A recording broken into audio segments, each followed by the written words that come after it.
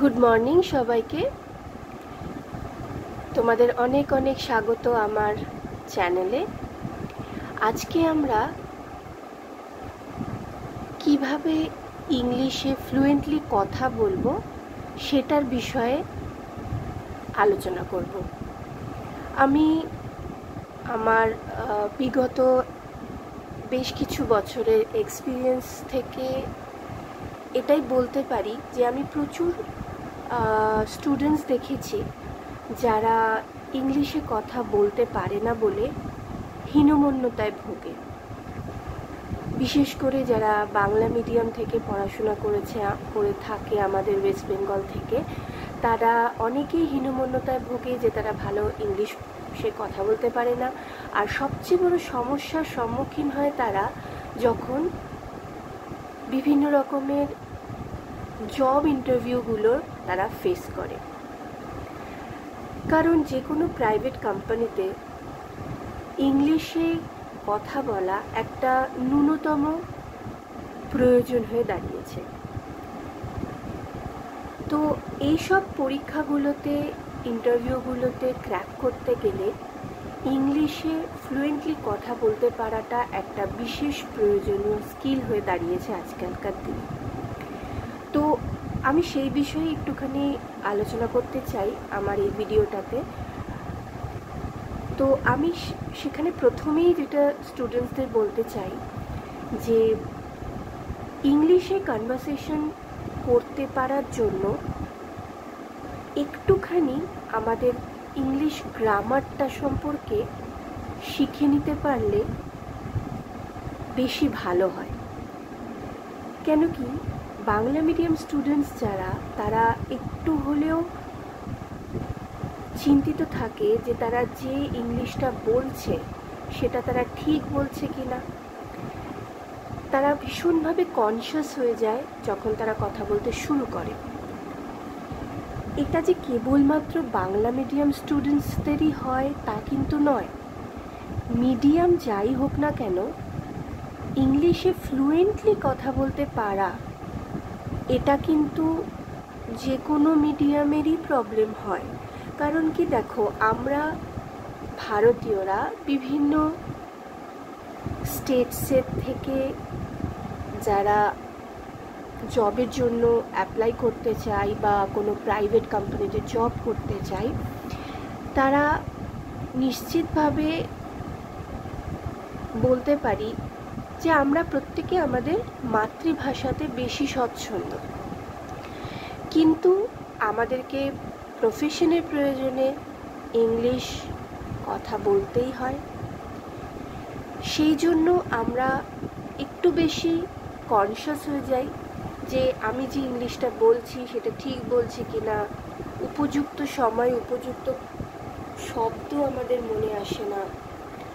তো এইগুলোকে ইমপ্রুভ করার জন্য প্রথমেই আমাদের যেটা মনে রাখা দরকার সেটা হচ্ছে আমাদের গ্রামাটিক্যালি যদি আমরা কিছু নলেজ গ্যাদার করে নিতে পারি, তারপরে যদি আমরা আমাদের যেটা বক্তব্য সেটাকে যদি আমরা ইনস্ট্যান্ট ট্রান্সলেট করে নিতে পারি ইংলিশে, প্রথম হয়তো এই ট্রান্সলেশন প্রসেসটা একটু টাইম সাপেক্ষ হবে, সময় সাপেক্ষ হবে, কিন্তু এটাই যখন আমাদের হ্যাবিট হয়ে দাঁড়িয়ে যাবে তখন আমরা খুব তাড়াতাড়ি ট্রান্সলেট করে নিতে পারবো।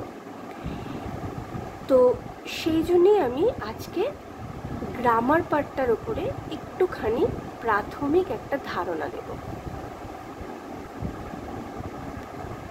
যেমন প্রথমেই আমরা যদি একটা সেন্টেন্স লিখি, তাহলে আমাদের মেন যে তিনখানা পার্ট আমরা ভাগ করতে পারি যে কোনো সেন্টেন্সকে, তা হলো subject plus verb plus object. আমি একটু বড় করে নিচ্ছি, তাহলে বুঝতে সুবিধা হবে বা দেখতেও সুবিধা হবে।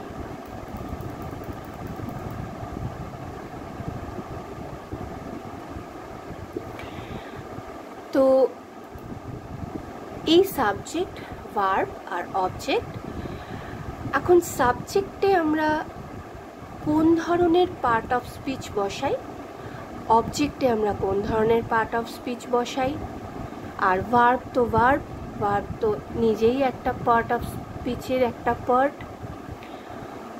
তো এই যে সাবজেক্ট, এই সাবজেক্টটা কিন্তু নাউন হতে পারে বা প্রোনাউন হতে পারে।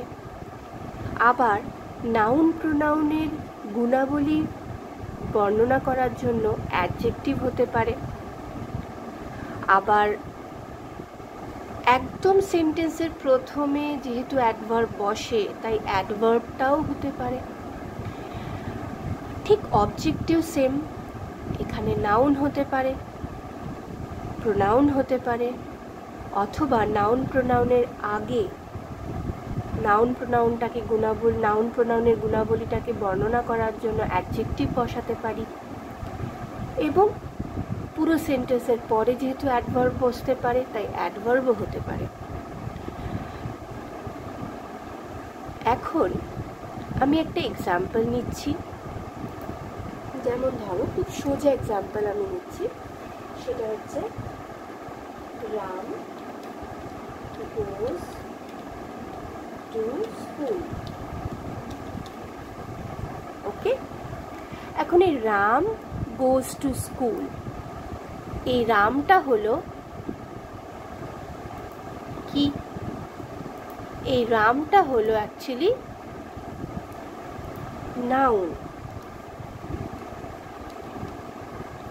রাম হলো নাউন। কেন?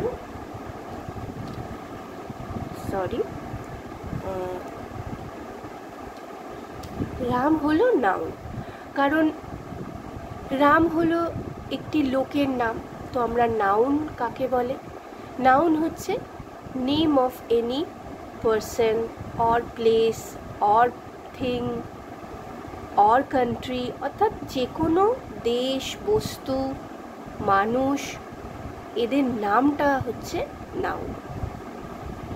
গোজ হচ্ছে এখানে কি? এখানে ভার্ব। এটা হচ্ছে গোজ হচ্ছে ভার্ব। ধরো আমি এটাকে গ্রিন দিলাম। এই টু স্কুল পুরোটাই হচ্ছে অবজেক্ট, তাই এটাকে আমি ধরে নাও ব্লু কালার করলাম বা অরেঞ্জ করে দিলাম। এখন এই স্কুলটা কি? স্কুলটাও কিন্তু একটা নাউন, কেননা এটা হচ্ছে নেম অফ আ প্লেস, যেখানে আমরা পড়াশোনা করি, সেটা হচ্ছে আমাদের স্কুল। তো এই স্কুল তাই জন্য হচ্ছে নাউন। তাহলে আমাদের এটা আশা করি কিছুটা হলো ক্লিয়ার হলো যে একটা সিম্পল সেন্টেন্স, তাতে সাবজেক্ট রইল, ভার্ব রইল এবং অবজেক্ট রইল।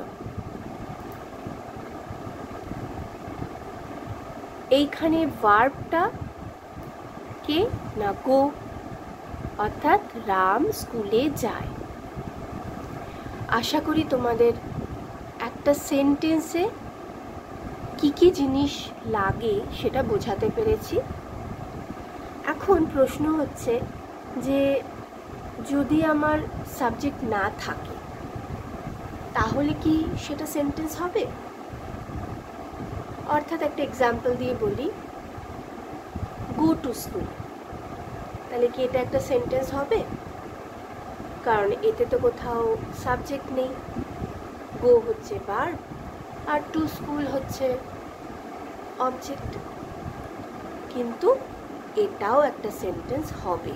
কেন না, অনেক সময় সেন্টেন্সে যদি নাউন নাও থাকে, তাহলেও সেটা সেন্টেন্স হয়। কেননা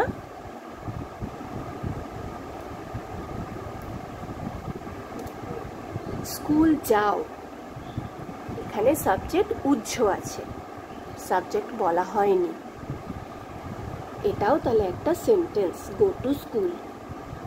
আবার কোনো সেন্টেন্সে যদি ভার্ব আর সাবজেক্ট থাকে, অবজেক্ট না থাকে, তাহলে কি সেটা সেন্টেন্স হতে পারে?